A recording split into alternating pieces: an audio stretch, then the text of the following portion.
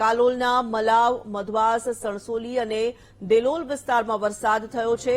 સમગ્ર પંથકમાં વહેલી સવારથી ધીમી ધારે વરસાદ શરૂ થયો. વરસાદ શરૂ થતાં ગરમી અને બફારાથી લોકોને રાહત મળી છે.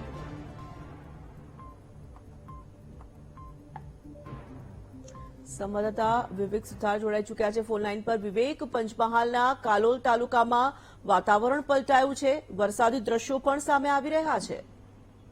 જી ચોક્કસથી વાત કરીએ તો કાલોલ તાલુકાના આલિંગ ગામોમાં વરસાદ વહેલી સવારથી શરૂઆત થયો છે. વહેલી સવારથી વરસાદ શરૂ થવાની સાથે જ આંશિક ગરમીમાં રાહત થઈ છે, જ્યારે વરસાદના વાતાવરણના કારણે લોકોને રાહત અનુભવવાની સ્થિતિ દર્શાઈ છે. જી ધન્યવાદ.